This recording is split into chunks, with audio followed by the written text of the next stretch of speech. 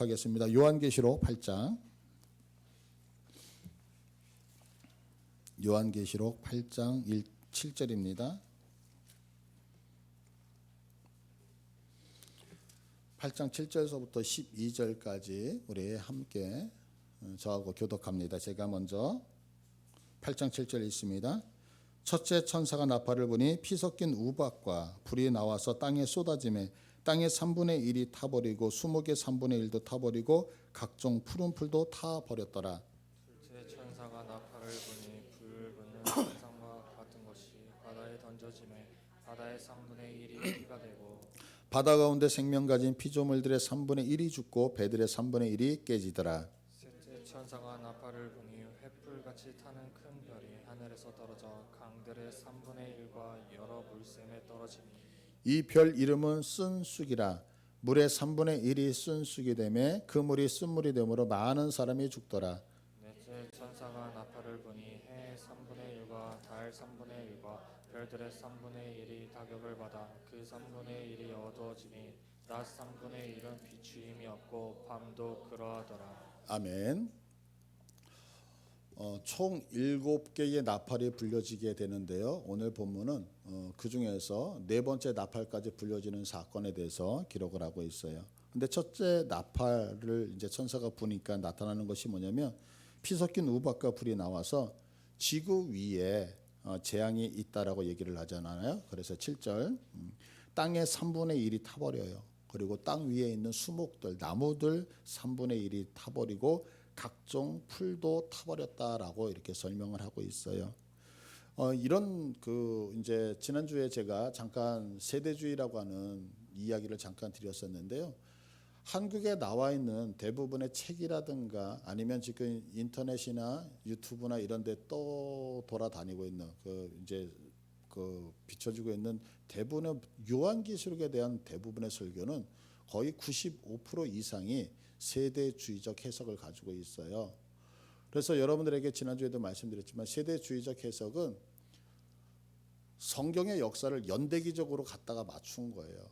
그러다 보니까 지금 요 시대에는 요 사건, 요 시대에는 요 사건 이렇게 하나하나의 사건을 성경에다가 하나씩 이렇게 끼워 맞추는 퍼즐과 같이 끼워 맞추게 된단 말이에요. 그러다 보니까 성경을 듣거나 성경을 보는 우리들의 입장에서는 되게 재밌죠. 그래서 적그리스도가 누구냐? 적그리스도는 역사를 쭉 보니까 교황이 적그리스도다. 뭐 이렇게 하면서 끼워 맞추니까 마치 어떤 소설책을 보는 것처럼 너무너무 재밌으니까 그렇게 다 빠져들게 되어져 있다고요. 그러나 요한계시록은 절대로 그렇게 해석을 하면 안 되어지는 거예요. 왜냐하면 그렇게 해석되어지다 보면 하나의 사건을 성경에다 접목시키는데 그것이 빗나가는 경우가 너무너무 많거든요. 그래서 우리가 요한계시록을 해석하면서 이단이 가장 많이 나오는 이유는 왜 그러냐면 바로 그렇게 끼워 넣었기 때문에 그런 거거든요. 그래서 절대 그렇게 보시면 안 된다는 것을 말씀을 드리는데 오늘 이 성경 본문도 해석하는 방법이 여러 가지가 있어요. 그게 뭐냐면 지금 보시면 지구 위에 있는 우박과 불에 의해서 지구 위에 3분의 1이 타버리면서 수목이 3분의 1이 사라지고 푸른 풀도 타버리는 거예요. 그러니까 이것을 어떻게 해석을 하냐면 이것은 식량 공급, 우리가 먹는 식량들 있잖아요. 이런 것들에 의해서 재앙이 나타난다라고 끼워 맞추는 분들이 되게 많아요. 그래서 여기서 우박과 불이 무엇이냐라고 했을 때 이것을 뭐라고 설명을 하냐면 방사선이 폭발을 해서 방사선의 낙진이 아닐까, 아니면 전쟁을 하면 우리 하늘에서 폭탄이 떨어지잖아요. 그러니까 이런 폭탄으로 인해서 지구상 안에 있는 3분의 1이 해를 받는 것이 아닐까, 이렇게 얘기를 하는 분들도 있고요. 또 어떤 분들은 지금 이제 오존층이 파괴가 됐잖아요. 그러다 보니까 오존층 파괴로 인하여 지금 북극이나 남극에 있는 얼음들이 녹아나고 있잖아요. 그래서 생태계 파괴에 의하여서 3분의 1이나 되는 수목이 영향을 받는 것이 아니냐, 이런 식으로 해석을 한단 말이에요.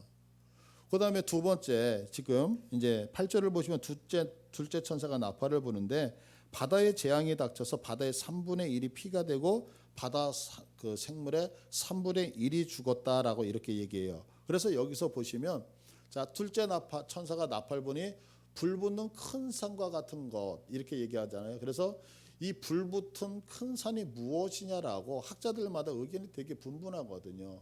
근데 그 대표적인 것이 뭐냐면 이 지금 요한계시록이 기록이 되어졌을 때 여러분들 그 폼페이시가 화산에 의해서 덮쳐졌던 거 기억하시죠? 역사 속에서. 그러니까 지금 이 당시에 화산이 폭발을 했었는데 그 화산 폭발이 그 바다로 들어가서 용암이 끓고 뭐 바다에 지각 변동이 일어나고 이랬던 것들을 보면서 지금 화산 폭발로 인하여 바다의 지각 변동이 아니냐 이렇게 해석하는 분들도 있거든요.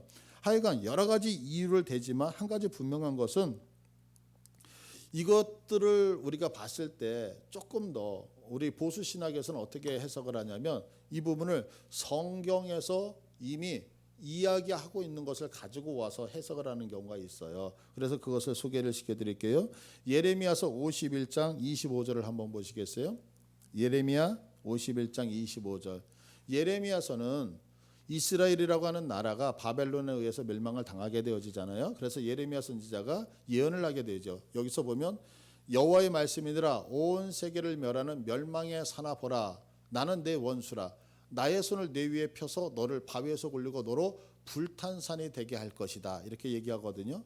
그러니까 아까 요한계시록에서 봤던 큰 불붙은 큰 산과 같다라고 하는 단어가 나오고 있잖아요. 근데 이것은 뭐냐면 이것도 해석하는 방법이 두 가지가 있어요. 하나는 뭐냐면 여호와의 말씀이다 온 세상을 멸하는 멸망의 사나 보라 나는 내 원수라라고 해서 이 부분을 악한 마귀 사탄으로 보는 관점이 하나가 있거든요. 그런데 분명히 이것은 그거일 수도 있지만 또 하나는 뭐냐면 이거는 역사 속에서 이미 우리가 증명되어진 것처럼 이스라엘이라고 하는 나라가 바벨론에 의해서 멸망을 당하잖아요. 그러면 바벨론에서 멸망을 당했을 때 여러분들 어때요? 지금 본토에서 다 바벨론으로 끌려가요. 포로들이. 끌려가게 되면 본토에는 농사를 지을 수 있어요? 없어요? 없게 되어지죠. 그래서 여러분들 그 농작물이 메말라서 다 죽어가는 모습을 보면 마치 불탄 산에 그 나무들이 다 죽은 모습하고 비슷하잖아요. 그래서 너로 불탄 산이 되게 할 것이다. 멸망당하게 할 것이다라고 하는 것으로 해석을 하거든요. 그래서 이것을 오늘 아까 읽었던 우리 그 두 번째 천사의 나팔 소리로 보면서 어떻게 하느냐. 하여간 뭐 어찌 됐던 간에 그 이 땅에 어려움과 고통이 있을 것이라고 보수 신학자들은 해석을 하는 거예요. 이게 조금 두리뭉실한 것 같지만 사실은 어찌 보면 우리가 성경을 내용을 구체적으로 이거다 저거다라고 얘기하기보다는 그냥 주께서 말씀하시려고 하는 의도성만 찾으면 되잖아요. 그러니까 하여간 무엇이냐 마지막 때는 우리 인간들이 분명히 고통을 당한다는 쪽에서 보수 신학자들은 보게 되어진다는 거죠. 그 다음에 세 번째 천사가 나팔을 부니까 8장 10절이에요. 보니까 햇불같이 타는 큰 별이 하늘에서 떨어져 강들의 3분의 1과 여러 물샘에 떨어지니라고 얘기해요. 그러면서 이 별 이름은 쓴쑥이다라고 얘기를 하거든요.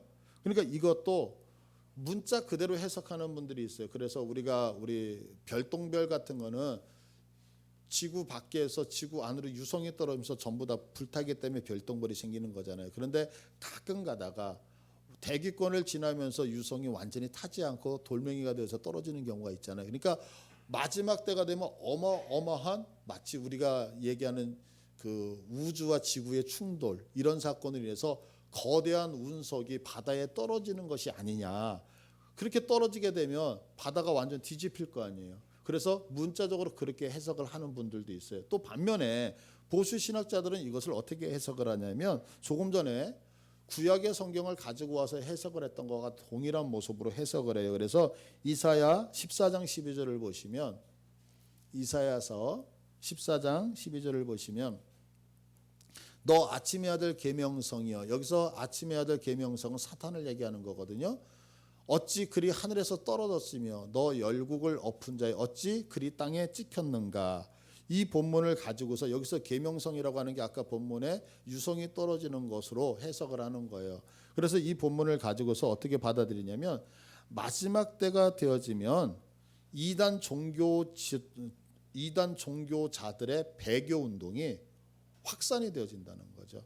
그래서 어떻게 해요? 거짓 종교 지도자들의 그 교훈으로 인하여서 우리 하나님의 백성들의 영혼이 죽고 썩어진다라고 하는 것을 해석을 하는 거예요. 그러니까 보는 관점이 완전히 틀린 거예요 지금.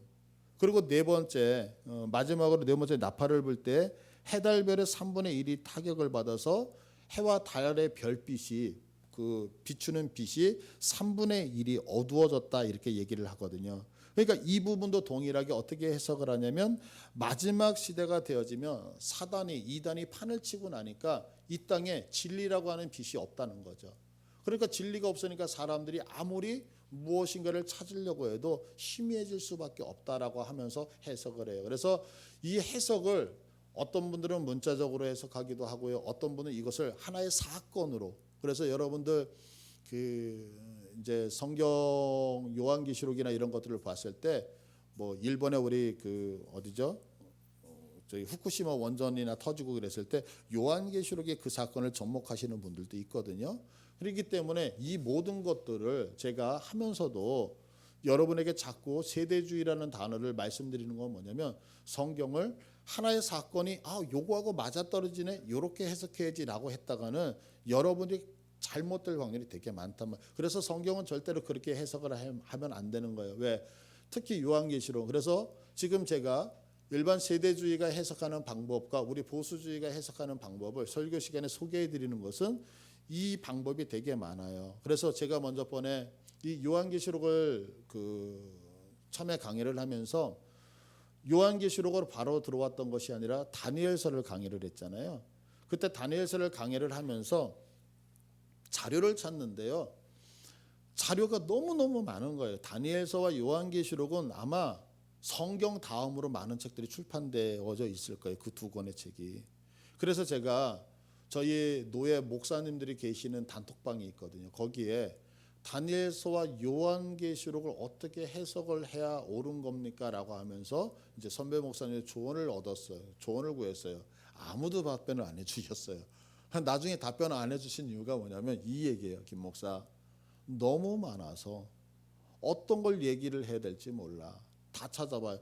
그래서 여러분들이 찾을 수 있는 모든 자료는 다니엘서와 요한계시록을 하면서 제가 전부 다 자료를 찾아서 정리를 한 거거든요. 그러다 보니까 중요한 게 뭐냐면 요한계시록 제가 신학교 때 배웠던 내용들, 보수 신학에서 배웠던 내용들을 자료에서 못 찾는 거예요. 왜 못 찾느냐? 여러분들 생각해 보세요. 유튜브 요즘 구독자 많아야 되잖아요. 근데 구독자 많아야 되는데 둘이 뭉실 넘어가면 누가 유튜브를 봐요? 그러니까 하나하나의 사건에 다 맞춰 놓은 거예요. 그러다 보니까 요한계시록을 여러분이 실질적으로 찾아보시면 구독자 수가 보통 몇천, 몇만, 몇십만까지 가거든요. 그런데 중요한 건 뭐냐면 그게 다 잘못되어져 있는 해석 방법이라는 거예요. 그래서 여러분들의 부탁드리고 싶은 것은 여러분들이 성경은 성경이 알려주는 데까지만 간다는 사실이죠. 그런데 중요한 것이 있어요. 지금 첫째 날파서부터 넷째 날파를 지금 이렇게 하는데 그것이 무엇인지는 정확히 알 수 없지만 한 가지는 알 수 있어요. 그게 뭐냐면 나팔이 불려질 때마다 3분의 1이 징계를 받고 있다는 사실은 분명한 사실이거든요. 이거 믿으시죠? 그러면 3분의 1이 징계를 받는다라고 한다면 거꾸로 얘기해서 3분의 2는 징계를 받는다 안 받는다? 안 받고 있죠. 그러면 하나님께서 지금 나팔을 불면서 3분의 1을 징계한다는 얘기는 무슨 얘기냐면 3분의 2보다 남아있는 3분의 2보다 3분의 1이 악하기 때문에 징계하는 게 분명히 아니시라는 거죠. 그러면 3분의 1을 왜 징계하시냐면 그들을 본으로 봐서 남아있는 3분의 2가 하나님 앞에 마지막 회개하고 돌아오기를 원하여서 징계를 하고 계시는 것이지 이들이 못났기 때문이 아니라는 사실이에요. 그러니까 우리가 이 성경 본문을 가지고서 생각해야 되는 것은 뭐냐면 마지막 때 지금 하나님이 심판하시는데 이 심판의 이야기 속에 들어가지 않기 위해서는 우리가 어떻게 해야 될까? 어떻게 하나님의 은혜 안으로 다시 들어와야 되느냐라고 하는 회개 부분을 반드시 생각해야 된다는 거예요. 아시겠죠? 그래서 이 시간은 우리가 이 본문을 염두에 두고 회개에 대해서 도대체 하나님은 우리들에게 어떤 회개를 요구하고 계시는가에 대해서 이 시간에 살펴보려고 그래요. 우리는 회개 그러면 한 가지만을 생각을 해요. 회개. 내가 죄에서 돌이킨다. 그런데 그렇지 않아요. 제가 여러분들에게도 수없이 말씀드렸지만 복음 그러면 예수 그리스도가 십자가에서 죽으신 것이 복음이다. 맞죠? 그러나 그건 반토막이라고 얘기했잖아요. 예수님이 십자가에서 돌아가셔서 나의 죄를 왜 깨끗하게 하셔요? 그것은 내가 죄가 깨끗해야지만 그 다음에 무엇이 되어져요? 하나님 나를 떠나셨던 하나님이 내게 오셔서 나를 주장하신단 말이에요. 그래서 내가 성령 충만한 삶을 살 수 있는 거죠. 그러니까 복음은 어디냐면 예수 그리스도의 십자가 사건을 통하여 떠나셨던 하나님이 나를 성전으로 삼아 내게 오셔서 나를 하나님의 사람답게 살게 하시는 것까지가 복음이거든요. 이거와 같이 회개라고 하는 것도 마찬가지예요. 회개도 죄에서 돌이킨다. 그러면 여쭤볼게요. 죄에서 돌이키는 게 뭐가 중요해요? 내가 죄 안 짓는다. 그래서 뭐 어떻게 하겠다는 거예요?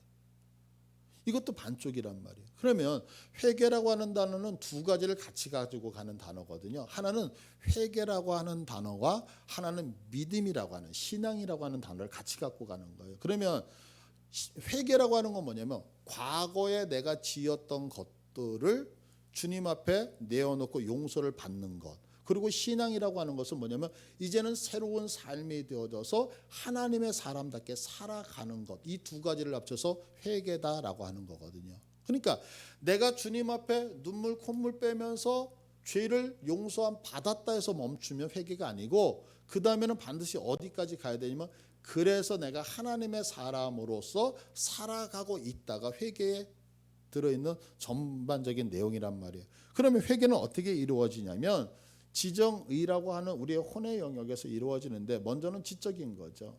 그거 뭐냐면 내가 회개를 하기 위해서는 반드시 필요한 것이 뭐냐면 내가 무엇인가를 잘못하고 있다라고 하는 것을 알아야 되거든요. 그러면 내가 지금 잘하고 있다 잘못하고 있다라는 것을 어떻게 알 수 있어요?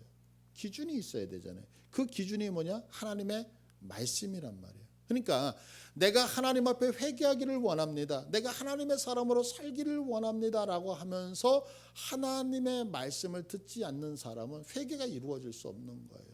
왜냐하면 목적지를 알아야지만 내가 목적지에서 벗어난 걸 알죠. 내가 지금 부산을 가야 되는 거예요. 부산이라고 하는 목적지가 있어야지만 내가 지금 광주로 가고 있네? 잘못 가고 있구나를 알지. 목적지가 없으면 내가 지금 살고 있는 것이 어디를 가다 다 맞는단 말이에요. 그렇기 때문에 내가 회개를 하기 위해서는 반드시 지적인 부분에서 먼저 이루어지는 것이 뭐냐면 내가 걸어가고 있는 길이 잘못되어졌다는 것을 알아야 되거든요. 그러니까 그것을 알기 위해서는 반드시 필요한 게 뭐냐면 우리 인생의 기준이 되어지는 성경이라고 하는 것이 반드시 우리의 삶 속에 적용되지 아니하면 안 되는 거예요. 그래서 회개는 어떻게 이루어져요? 말씀을 읽는 자, 말씀을 듣는 자에게 나타나는 게 회개예요. 그래서 내가 목적지를 잘못 정했다는 것을 알게 되면 그 다음에 정적인 부분으로 넘어가게 되잖아요. 그래서 내가 지금 부산을 가야 되는데 지금 내가 전라도 쪽을 향하여 가고 있어요. 그러면 내가 잘못 가고 있다는 걸 깨달은 사람은 그 다음에 정적으로 내가 시간 낭비를 했구나라는 것을 알게 되어지는 거예요. 그러니까 회개는 지적인 부분을 깨닫고 나서 나중에 정적으로 옮겨지면서 무엇을 하게 되면 후회의 삶이 되어지죠. 그래서 그 후회를 하기 때문에 마음이 아프기도 하고 어떨 때는 속상하기도 하고 내가 인생을 낭비한 것들에 대해서 슬프기도 하고 그래서 여러 가지 감정적인 요인들이 많이 나타나는 거예요. 그런데 여기서 감정적인 것이 나타날 때 어떤 사람은 그 감정이 슬프기도 하고 그래서 눈물 콧물을 뺄 수도 있지만 어떤 사람은 내가 속상하네. 그리고 간단하게 넘어가는 경우도 있잖아요. 그러니까 회개를 한다 그래서 반드시 눈물을 흘리고 콧물을 흘려야지만 회개를 한 것은 분명히 아니거든요. 그런데 우리는 자꾸 시각적인 거. 그래서 누군가가 기도를 할 때 보면 막 눈물을 흘리고 콧물을 흘리면 은혜 많이 받았어. 누군가는 울지 않고 그냥 건조해요. 그러면 그 사람은 은혜를 못 받은 것처럼 생각하지만 절대 그렇지 않다는 거예요. 왜? 자기 인생에 대해서 눈물을 흘리는 자가 있고 그렇지 않는 자가 있고 마음으로 느끼는. 그러나 분명한 것은 눈물과 콧물을 흘리지 않지만 마음적으로 후회하는 부분은 반드시 이루어지더라는 거예요. 그 다음에 지적인 것, 정적인 것이 이루어지면 의지적으로 내가 이제는 결단을 해야 될 거 아니에요. 자, 그래서 회개의 마지막 부분은 의지적으로 가는데 의지의 마지막 부분은 어디와 연결이 되냐면 신앙과 연결이 되어지는 거예요. 그래서 우리가 내가 부산을 가야 되는데 광주 갔네 잘못 갔구나 그러면 돌이켜서 어떻게 돼요? 결단하여 부산까지 가는 거에는 뭐가 필요하냐면 이제는 나의 의지가 필요하단 말이에요. 그래서 믿음이라고 하는 것은 하나님이 주셔서 내가 가만히 있기만 하면 거저 주어지는 것이 아니라 내가 움직여야 되는 거예요. 그래서 신앙을 뭐라고 하냐면 신앙 훈련이다라고 하는 거예요. 신앙 훈련. 그러니까 여러분들 군대에서 우리가 싸우지 않잖아요. 그러나 왜 훈련을 해요? 몸에 익숙해지기 위해서. 여러분들 운전도 운전 연습이라는 게 있잖아요. 그래서 가끔 가다가 보면 운전을 할 때 우리 그 브레이크를 밟으려는데 악셀레터를 밟아가지고 크게 사고가 나는 경우가 뭐냐면 당연히 브레이크 밟아야 된다는 머리로 알죠. 그러나 순간적으로 발이 움직이는 것이지 훈련되지 아니하면 그것을 구분하기가 힘들단 말이에요. 여러분들 우리 몸이 얼마나 그 하나님께서 잘 만들어 놓으셨어요. 제가 여기서 이것을 여러분이 탁 던지면 던지는 순간에 알게 나도 모르는 사이에 눈이 탁 감겨지잖아요. 근데 만약에 이것이 자동적으로 이루어지는 게 아니라 날라오네 눈 감아야지 그래서 꿈뻑하면 그냥 맞아버리잖아요. 그러니까 훈련이라고 하는 건 그런 거. 우리가 기도 훈련 그러면 왜 기도 훈련이에요? 예수 믿는 사람은요 인생 속에서 어려움과 고통을 당하게 되면 다 기도해야 된다는 건 다 알아요. 그렇지 않아요? 근데 중요한 게 있어요. 그건 뭐냐면 내가 기도해야 된다는 건 알지만 기도하기 위해서 무릎이 구부러지느냐? 절대로 안 구부러져요. 왜 안 구부러지냐? 훈련되지 않았기 때문에 그래요. 그래서 기도는 언제 해야 돼요? 기도는 평안할 때 하는 거예요. 평안할 때 기도 훈련을 계속 하던 분들은 어렵고 힘들잖아요. 그러면 어떻게 돼요? 나도 모르게 무릎이 구부러져요. 근데 어렵고 힘들 때마다 내가 한 잔씩 술을 마셨던 분들은 분명히 기도해야 된다는 걸 아는데 하나님을 찾는 게 아니라 술집을 찾게 되어져 있다니까요.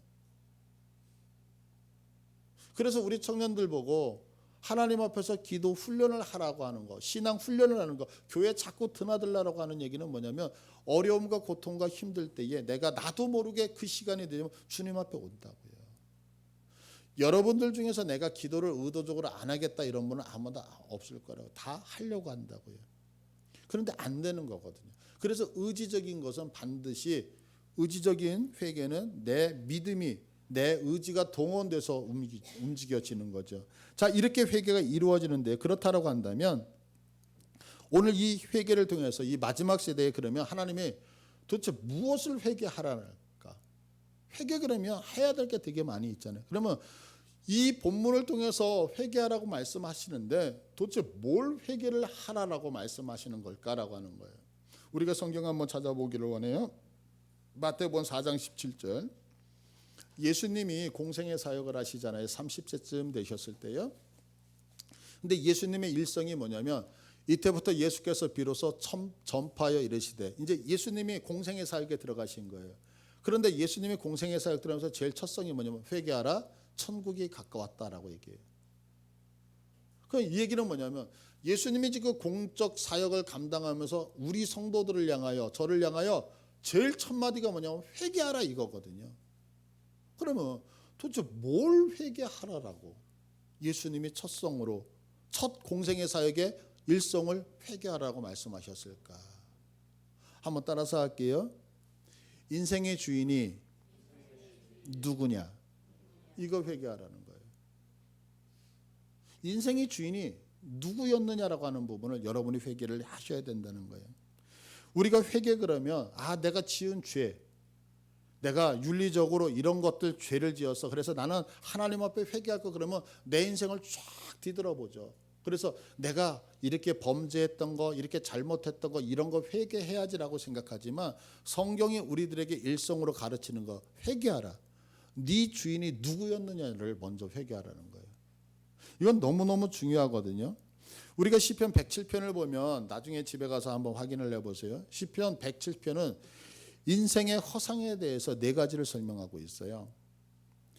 우리가 인생을 열심히 살잖아요. 그런데 그렇게 살았던 시인이 내가 그렇게 살아보니까 네 가지 큰 문제점이 발견되더라는 거예요. 그 첫 번째가 뭐냐면 내가 그렇게 열심히 인생을 살았음에도 불구하고 내 영혼이 너무너무 목마르다라고 하는 거예요. 두 번째는 뭐냐면 내가 그렇게 수고하고 밤낮 정말 주 앞에서 산다고 몸부림치면서 그렇게 살면서 노동을 했는데 그 노동의 대가가 너무너무 허무하다는 거예요. 그리고 인생 속에서 해결되지 않는 것이 뭐냐면 질고와 죽음에 대하여서 문제가 해결되지 않더라는 거예요. 그리고 마지막으로 뭐냐면 내가 평안한 잠을 자고 싶은데 내 인생을 보니까 늘 불안 속에서 쫓겨가지 평안한 적이 한 번도 없다.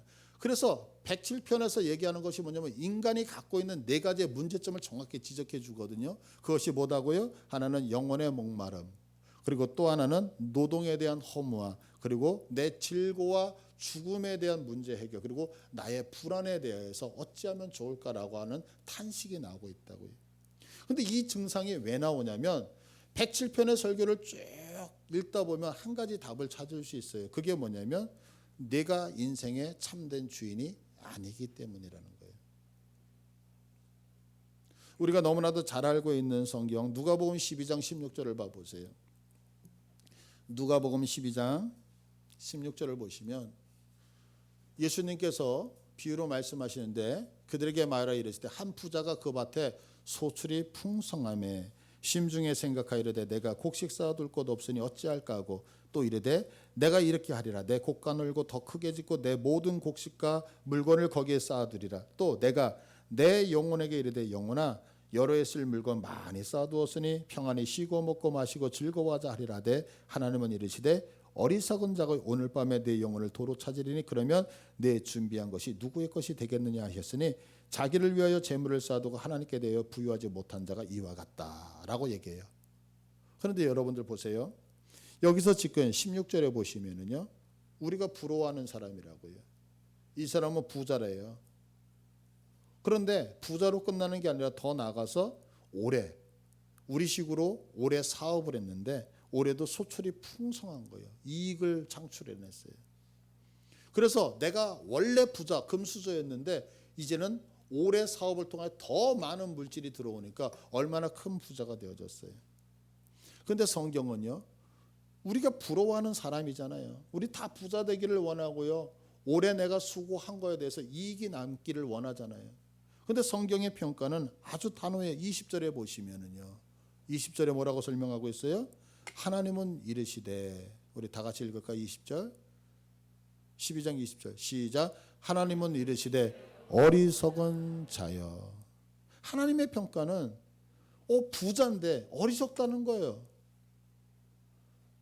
여러분들 삼성에 어떤 그 CEO가 있을 때 그 사람이 우리의 부러움의 대상인데 그 사람을 향해서 어리석다라고 얘기하면 공감하시겠어요?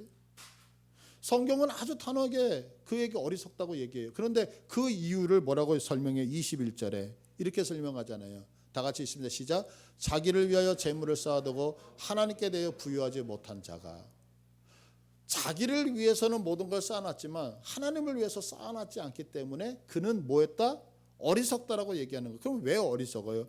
지금 우리가 읽었던 이 본문을 여러분이 나중에 찾아보면 제일 많이 나오는 단어가 뭐냐? 나라고 하는 단어거든요. 근데 나라고 하는 단어인데 18절 같은 경우를 보시면 이르되 내가 이렇게 하리라 내 곡간 헐고 맞아요. 곡간 내 거예요. 더 크게 짓고 내 모든 곡식 19절로 가보시면은요 또 내가 내 영혼 그래요. 곡간도 곡식도 영혼까지도 내 거라고 생각해요. 여러분들 지금 여러분의 몸을 여러분의 것이라고 생각하십니까? 여러분들 자녀를 여러분의 것이라고 생각합니까? 여러분이 갖고 있는 돈을 여러분 것이라고 생각합니까? 여러분들 집에 주무실 때 어때요? 아파트 문 대문 닫아놓고 주무시잖아요. 왜? 내가 문을 닫으면 도둑이 못 들어오잖아요. 내가 안에서 문을 잠가버리면 내가 아무리 가까운 사람이라도 문 열고 함부로 못 들어오잖아요. 내 거기 때문에. 그러면 여러분들 내 몸을 잠그면 코로나 못 들어와야 될 거 아니에요. 왜? 내 몸이니까요. 내가 허락하지 않으면 바이러스가 못 들어와야 될 거 아니에요. 근데 내가 허락하지 않았는데 바이러스가 들어와요. 내 주머니에 있는 물질이 내가 허락하지 않으면 빠져나가지 않아야 되잖아요. 근데 물질이 빠져나가요. 왜요? 내가 허락하지 않으면 내 자녀가, 내가 허락하지 않으면 내 성도가. 그런데 어때요? 내 의지하고는 전혀 상관없이 내가 알지 못하게끔 내 몸 안에 무엇인가가 들어오고 내가 갖고 있었던 물질이 새어나가고 내 자녀가 새어나가고 내 성도가 새어나간다는 얘기는 내 것이 아니라는 얘기죠. 그런데 우리는 인생 살아가면서 어때요? 인생 살아가면서 이 땅에 있는 모든 것들을 다 마치 내 것처럼, 오늘 성경에 나와 있는 것처럼 내 영혼이라고 얘기하는 거, 영혼이 내 것이신 것처럼 착각하며 산단 말이에요. 성경은 우리들에게 분명히 얘기하는 게 뭐예요? 그거 네 거 아니라는 거죠. 네 거 아니기 때문에 마지막 때에 내 것이 아닌데 내 것이라고 주장하는 자는 어떻게 되어진다? 심판당하겠다는 거예요. 그러니까 내가 지금 3분의 1을 죽여가면서 심판하면서 너희들에게 한 가지 메시지를 주는 것은 뭐냐면 회개하는데, 무엇을 회개하느냐? 내가 주인 아닌데 주인으로 살았다면 그 주인으로 살았던 그 모습 회개하지 아니하면 너도 3분의 1 심판 당한 것 같이 멸망당하지 않겠느냐. 그러니까 온전한 주인을 찾아서 돌아오라라고 성경이 우리에게 마지막으로 얘기를 하고 있는 거죠. 그래서 회개하지 않으면 심판하시겠다고 말씀하잖아요. 그러니까 사실은 우리의 고백이 어느 고백이 되어져야 되냐면 시편 121편을 한번 보시겠어요? 우리 찬양으로도 많이 부르는 시편인데요. 시편 121편을 보면 이 고백이 얼마나 멋있는지 몰라요. 시편 121편 1절. 다 같이 읽을게요. 시작. 나의 도움이 어디서 올까? 나의 도움은 천지를 지으신 여호와께서로다. 여호와께서 너를 실족하지 아니하게 하시며 너를 지키시는 이가 졸지 아니하시리로다. 이스라엘을 지키시는 이는 졸지도 아니하시고 주무시지도 아니하시리로다.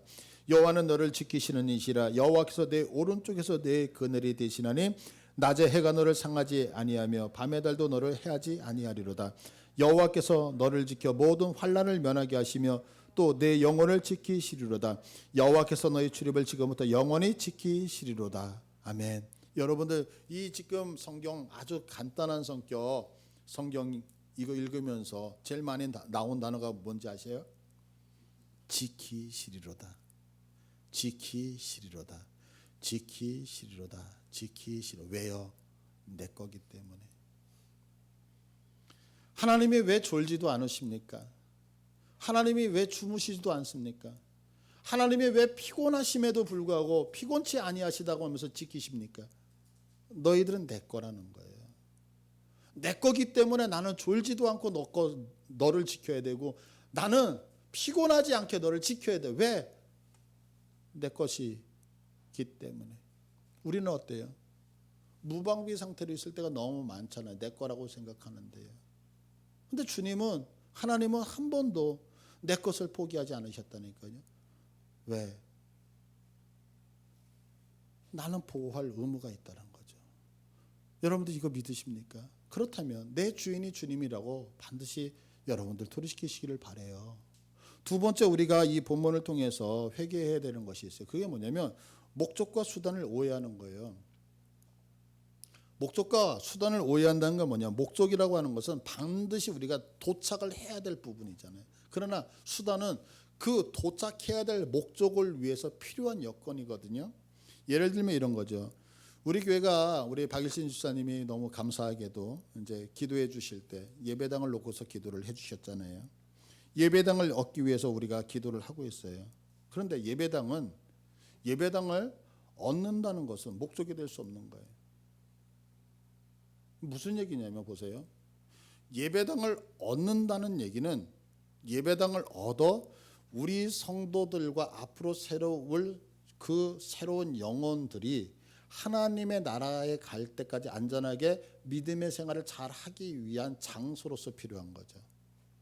그러니까 예배당이라고 하는 것은 우리의 수단이고 목적은 여러분들이란 말이에요. 여러분을 위해서, 저와 여러분을 위해서, 앞으로 올 그분들을 위해서 예배당이 필요한 것이지 예배당이 목적이 아닌 거. 이거 믿으시죠? 자, 그런데 보세요. 성도들을 동원하여, 성도들이 내는 헌신을 동원하여 교회를 얻는, 예배당을 얻는 목적이 되어지면 그건 잘못되어진 거죠. 왜? 우리 성도들이 목적이지 예배당이 목적이 아니란 말이에요. 그런데 예배당을 만들어야 된다는 것이 목적이 되어져서 성도들을 수단으로 동원시켜. 그럼 이건 잘못된 거잖아요. 자, 그러면 내가 이 땅을 살아가면서 물질이 여유가 있고 풍족하게 살아가야 되는 이유는 살아계신 하나님 앞에 온전하게 예배 드리기 위한 환경과 조건이 만들어져 그분 앞에 예배를 드려야 되는데 내가 몸이 아파. 몸이 아파서 하나님 앞에 제대로 기도하지 못하고 헌신하지 못하고 예배하지 못하기 때문에 주님 나에게 건강을 주셔서 주님을 온전히 예배하게 해주세요. 이렇게 가야 되는 게 맞는 거죠.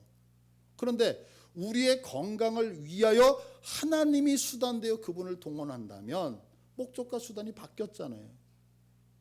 우리가 부자로 살아야 되는 것은 뭐냐면 가난하게 살면 주일날도 일해야 되는 환경 속에 몰릴 수밖에 없잖아요. 나는 주님 앞에 지금 예배를 드려야 되는데 내가 너무너무 가난해서 물질에 억압을 당해서 사람들이 주일 성수 못하게 할 때에 내가 유혹당하잖아요.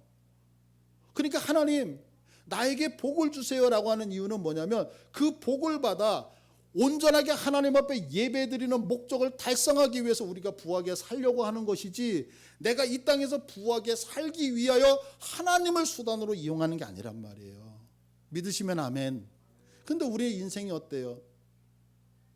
내가 하나님을 통하여 내가 건강 회복하기를 원합니다. 하나님을 통하여 하나님의 은혜와 축복으로 내가 부자 되기를 원합니다.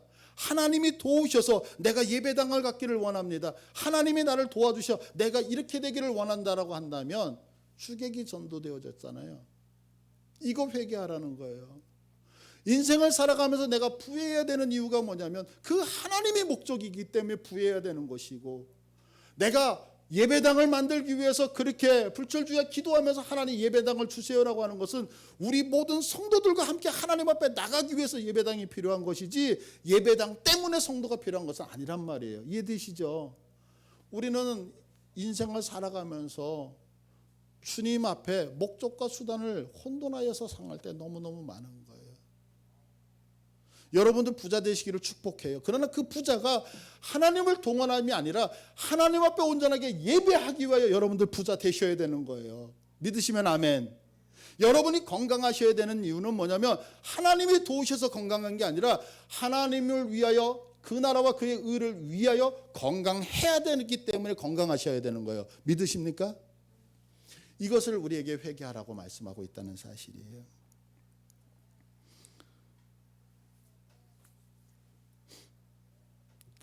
바로 우리가 회개해야 되는 것은 두 가지인 거죠. 하나는 네가 정말로 주인으로 여기고 있었느냐?